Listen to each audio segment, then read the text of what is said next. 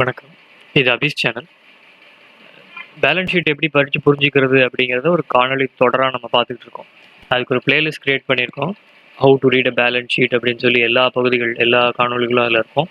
நீங்கள் அதை வந்து தட்டி பார்த்துக்கலாம். இன்னைக்கு லைபிலிட்டிஸ் அப்படிங்கிறதுனா என்ன அப்படிங்கிறத பற்றி நம்ம பார்க்க போகிறோம். முதல்ல வழக்கம் போல் அதுனா என்ன அப்படின்னு பார்ப்போம். அதுக்கு அடுத்ததாக ரைட்ஸுங்கிற கம்பெனியினுடைய பேலன்ஸ் ஷீட் எடுத்துக்கிட்டு அதனுடைய லைபிலிட்டிஸ் எப்படி வந்து போட்டிருக்காங்க அப்படின்னு பார்த்து புரிஞ்சுக்கலாம்.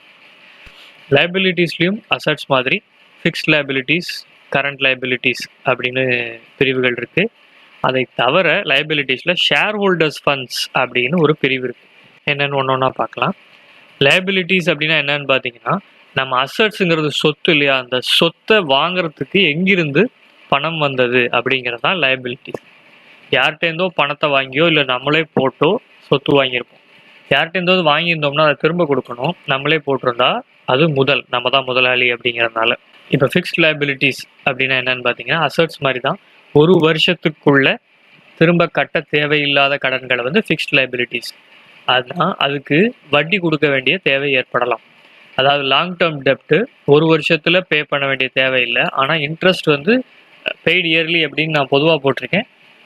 அது எப்படி வாங்கியிருக்கோம் அந்த அக்ரிமெண்ட்டை பொறுத்து நம்ம எப்படி கட்டலாம் இன்ட்ரெஸ்ட் அப்படிங்கிறது இருக்கும். இப்போ உதாரணத்துக்கு ஒரு வியாபாரம் ஆரம்பிக்கிறதுக்காக வங்கியிலேருந்து கடன் வாங்குறாங்க. கார்ப்பரேட் பாண்ட்ஸ் அப்படிம்பாங்க. மக்கள்கிட்டயே வந்து பாண்ட்ஸ் விற்பாங்க. அதாவது ஒரு வருஷத்துக்கு 5 வருஷத்துக்கு ஒவ்வொரு வருஷமும் 10% வட்டியில் பாண்டு அப்படின்னு சொல்லி விற்பாங்க. ஒரு 100 ரூபா கொடுத்தீங்கன்னா ஒவ்வொரு வருஷமும் 10% கொடுப்பாங்க. அதாவது 10 ரூபா கொடுப்பாங்க. 5 வருஷம் முடிவில் 100 ரூபாயை திரும்ப கொடுத்துருவாங்க. அதுக்கு பேர் கார்ப்பரேட் பாண்ட். இது மாதிரி வாங்கக்கூடிய கடன்கள் எல்லாமே ஃபிக்ஸ்ட் லைபிலிட்டிஸ் அப்படிங்கிற பேரில் வரும். அடுத்ததாக கரண்ட் லைபிலிட்டிஸ். கரண்ட் லைபிலிட்டிஸ்னால் என்னென்னு பார்த்தீங்கன்னா, குறுகிய கால கடன். இப்போது ஷார்ட் டேர்ம் பாண்ட்ஸ் இருக்குது, அதுக்கு வட்டி கொடுப்பாங்க. பேங்க் ஓவர் டிராஃப்ட்டுக்கும் வட்டி கொடுப்பாங்க. பொதுவாக இந்த குறுகிய கால கடன்கிறது எப்படி இருக்குன்னா, இப்போ நம்ம ஒரு பலசர கடை வச்சுருக்கோம்னா பொருளை கடனில் வாங்கி விற்றுட்டு வந்த காசை திரும்ப கொடுக்குற மாதிரி ட்ரேட்ஸ் பேயபிள்.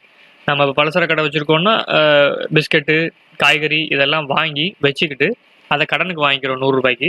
அது 120 ரூபாய்க்கு வித்துருச்சு அப்படின்னு சொன்னால் 100 ரூபாயை மட்டும் நம்ம திரும்பி கொடுக்குறது தான் அந்த கரண்ட் லைபிலிட்டிஸ், குறுகிய கால கடன். அடுத்தது அதில் முக்கியமான பங்கு நம்ம பார்த்தா ஷேர் ஹோல்டர்ஸ் ஃபண்ட்ஸ். அதாவது இப்போ இது ரெண்டுமே வந்து கடன் வாங்கியிருக்கோம், பணத்தை திரும்ப கொடுக்கணும். ஆனால் ஷேர் ஹோல்டர்ஸ் ஃபண்ட்ஸ் அப்படிங்கிறது திரும்ப கொடுக்க வேண்டிய தேவையில்லாத பணம் வந்த மூலங்கள், அதாவது சோர்சஸ். என்ன அப்படின்னு பார்த்தீங்கன்னா, இப்போ நீங்கள் கடை ஆரம்பிக்கிறீங்கன்னா மொத்தத்தையும் கடன் வாங்கி நம்ம ஆரம்பிக்க போகிறதில்ல. நம்ம கையிலேருந்து ஒரு 100 ரூபா போடுறோம், கடன் 100 ரூபா வாங்குறோம்னா நம்ம கையிலேருந்து போடுறோம் அப்படிங்கிற அந்த 100 ரூபா தான் ஷேர் ஹோல்டர்ஸ் ஃபண்ட்ஸ். இந்த ஷேர் ஹோல்டர்ஸ் ஃபண்ட்ஸ் வந்து ப்ரமோட்டர் முதல்ல போட்டு ஆரம்பித்து அப்புறம் அந்த கம்பெனியை லிஸ்ட் பண்ணும்போது ஐபிஓ போகுது இல்லைங்களா, அதுக்குன்னு ஒரு தனி வீடியோ போட்டுருணும். அது ஐபிஓ போகும்போது மக்கள்கிட்டேருந்து வாங்குறது தான் அந்த ஷேர் ஹோல்டர்ஸ் ஃபண்ட்ஸ். அது ஒரு பகுதி.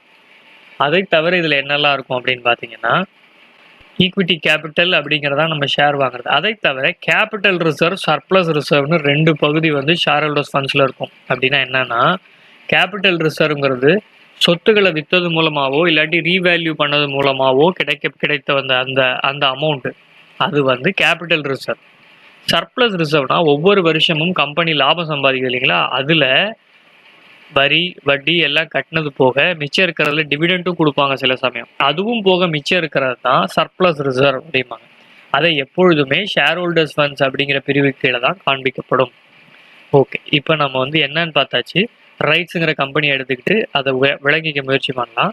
இந்த ரைட்ஸினுடைய ஆனுவல் ரிப்போர்ட்டை நான் டவுன்லோட் பண்ணி வச்சுருக்கேன். அதில் இது பேலன்ஸ் ஷீட்டில் ஈக்விட்டி அண்ட் லைபிலிட்டிஸ். ஈக்விட்டிங்கிறதா நம்ம சொன்ன ஷேர் ஹோல்டர்ஸ் ஃபண்ட்ஸ், லைபிலிட்டிஸுங்கிறது தான் கடன். ஈக்விட்டி பிரிவில் பாருங்கள், ஈக்விட்டி ஷேர் கேபிட்டல். இதுதான் வந்து அந்த கம்பெனியில் போடப்பட்ட முதல், ப்ரமோட்டர்ஸும் பப்ளிக்கும் சேர்ந்து போட்ட முதல் 200 கோடி ரூபாய் அப்படிங்கிற மாதிரி. இப்போ அடுத்ததாக அதர் ஈக்விட்டி அப்படின்றது பார்த்தீங்களா, அதுதான் நாம் சொன்ன அந்த reserves and surplus capital reserve. இதை தான் அதர் ஈக்விட்டியில் காமிச்சிருக்காங்க. அது வந்து 2000 கோடி ரூபாய் இருக்குது. அடுத்ததாக ஈக்விட்டி, இது மொத்தமாக கூட்டியிருக்காங்க. Equity attributable to the shareholders of the company வந்து 2206 கோடி. நான் கண்ட்ரோலிங் இன்ட்ரெஸ்ட் அப்படின்னா என்னன்னு பார்த்தீங்கன்னா, ரைட்ஸ் கம்பெனி வேறு ஒரு சப்சிடரியோ ஏதோ ஒன்றில் இன்வெஸ்ட் பண்ணியிருக்கு, ஆனால் 50% மேலே இன்வெஸ்ட் பண்ணாதனால அதால் ஃபுல் கண்ட்ரோலில் இருக்காது. அதனால் அதை வந்து நான் கண்ட்ரோலிங் இன்ட்ரெஸ்ட், அந்த அமௌண்ட்டை 56 அப்படின்னு சொல்லி 56 கோடி அப்படின்ற மாதிரி சொல்கிறாங்க. அடுத்த லைபிலிட்டிஸ் சைடு, நான் கரண்ட் லைபிலிட்டிஸ்னா ஃபிக்ஸ்ட் லைபிலிட்டிஸ். அதில் ஃபினான்ஷியல் லைபிலிட்டிஸ் பாருங்கள், பாரோயிங்ஸ் வாங்கியிருக்கிற கடன் 47 கோடி, ட்ரேட் பேயபிள்ஸ் ஒரு வருஷத்துக்கு மேலான அதுக்கப்புறம் கொடுக்க வேண்டிய ட்ரேட் பேயபிள் எதுவும் இல்லை. அதர் ஃபினான்ஷியல் லைபிலிட்டிஸ்னால் சில இதில் அட்வான்ஸ் வாங்கியிருப்பாங்க, இந்த கம்பெனி வந்துட்டு ஏதோ ஒரு இடத்த லீஸுக்கு விட்டுருக்காங்களோ ஏதோ ஒன்றுக்கு அட்வான்ஸ் வாங்கியிருப்பாங்க, இல்லை எம்ப்ளாயிஸ்டேருந்தோ கஸ்டமர்ட்டேருந்தோ அட்வான்ஸ் வாங்கியிருப்பாங்க. இதெல்லாம் வந்து அதர் ஃபினான்ஷியல் லைபிலிட்டிஸில் வருது.